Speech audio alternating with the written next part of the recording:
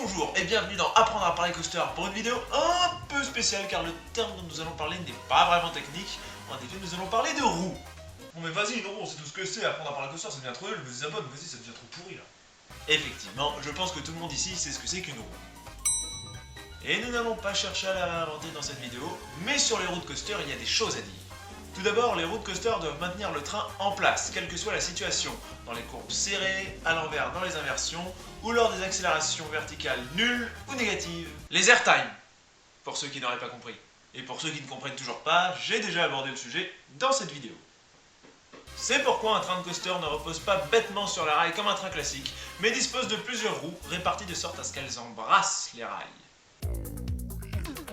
Elles s'imbriquent généralement à l'extérieur des rails, mais dans le cas des Wooden et des Vekoma, elles s'imbriquent à l'intérieur des rails. Et oui, ce schéma est dégueulasse, je l'ai fait moi-même avec Paint. Un jeu de roues comprend donc trois types de roues. Tout d'abord, les roues porteuses, qui sont les roues principales sur lesquelles le train repose sur le track. Ce sont les roues les plus grosses, et elles se trouvent généralement par deux. Ensuite, les roues latérales, qui viennent épouser les rails sur le côté. Elles permettent au train de négocier les virages et de ne pas dérailler sous l'effet des forces latérales. Là aussi, elles se trouvent par deux. Et enfin, on trouve les roues up-stop, autrement dit les roues du dessous, qui permettent au train de rester accroché lors des airtime et des inversions. Ce sont les roues les plus petites, mais elles permettent de supporter le poids du train lorsque celui-ci n'est pas monté sur le track. Elles sont là aussi généralement par deux, mais sur les Vekoma par exemple, on les trouve toutes seules.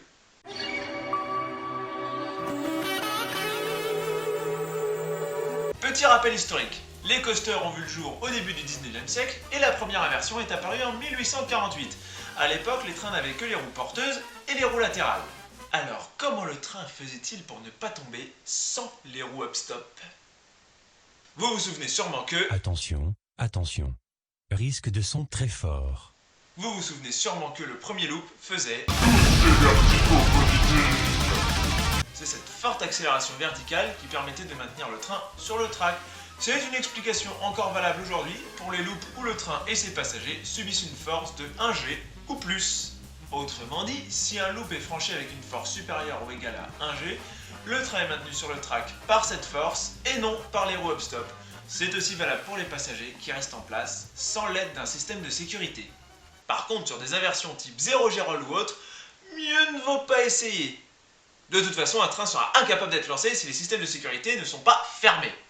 Pour en revenir aux roues, c'est l'ingénieur John Miller qui déposa le brevet pour la roue up-stop en 1919. Une invention largement utilisée aujourd'hui sur tous les coasters modernes. On peut donc dire que c'est une inversion brillante, aussi brillante que l'invention de la roue elle-même.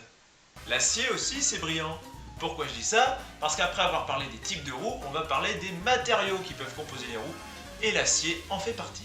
Waouh, super transition pour ta vidéo, c'est aussi fluide que du BM. Merci. Pour les matériaux, on peut distinguer deux grandes catégories qui sont les roues métalliques et les roues polymères. Chez les roues métalliques, on n'en trouve qu'un seul type, les roues en acier. Ce sont les roues qui sont majoritairement utilisées pour les wooden. Ces roues occasionnent très peu de frottement et permettent donc à un train de coaster de continuer longtemps tout en conservant une bonne vitesse. Mais pour éviter l'usure de ces roues, les rails nécessitent d'être lubrifiés pour une utilisation optimale. Bien sûr, acier sur acier, ça fait également du bruit. Ce qui explique pourquoi les Tivoli de tireurs comme Périphérix ou le Voldicar au parc Astérix font un boucan infernal. Partons du côté des roues polymères, où là on distingue trois matériaux principaux. Premièrement, on y trouve le caoutchouc, ou natural rubber en anglais. Ce matériau était utilisé sur les premiers coasters en acier et est encore présent sur les coasters de cette époque qui sont encore debout aujourd'hui, comme Goudurix. Le bandage de ces roues est généralement noir et c'est un matériau souple, donc qui occasionne plus de frottement et de perdition de chaleur que l'acier. Parlons ensuite de mon matériau préféré, que l'on retrouve sur plusieurs de mes coasters préférés.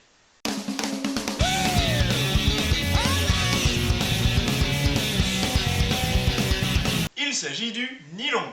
Nico, Le nylon est un matériau dur, de ce fait il occasionne peu de frottement et conserve mieux la chaleur. Les trains ayant donc des roues en nylon gardent leur vitesse plus longtemps sur le layout. Les roues en nylon se reconnaissent avec leur bandage blanc et plus épais. Le nylon étant un matériau dur, ça occasionne également du bruit. Et sur un BM avec les rails avec la spine carrée, ça donne ça.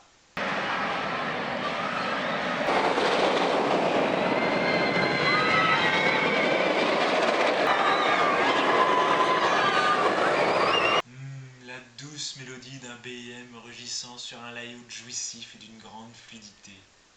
BM utilisait exclusivement les roues en nylon jusqu'en 1997 où ouvrit Alpengeist à Busch Gardens, Williamsburg, l'un des plus grands inverted BM encore aujourd'hui.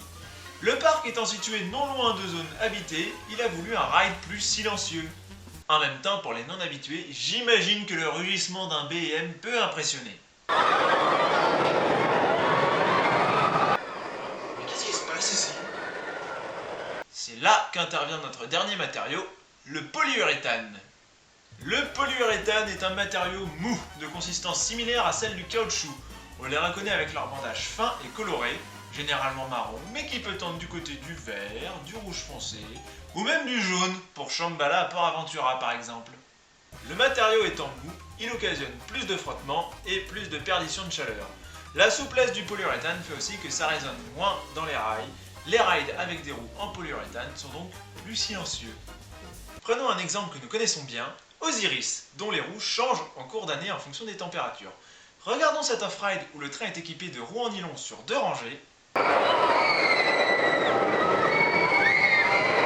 Puis regardons une off-ride où le train n'est équipé que de roues en polyuréthane.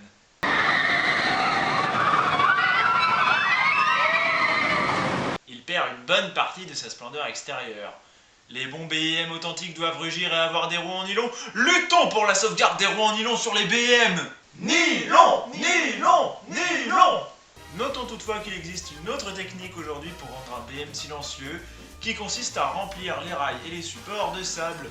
C'est le cas de Silver Bullet à Knutberry Farm, de Talon à Dorney Park, mais aussi des Dragon Challenge à Universal Island of Adventure.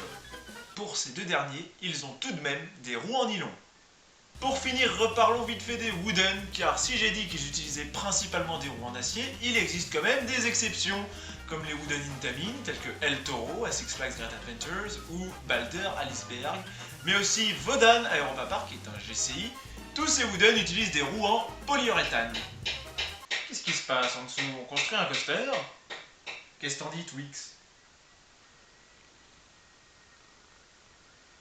Et voilà, c'est la fin de Apprendre à parler coaster.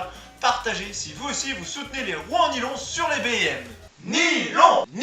Non, ça suffit. Vous pouvez bien sûr vous abonner à ma chaîne pour ne rater aucune vidéo et me suivre sur Facebook pour avoir plus d'informations. Je vous dis à plus!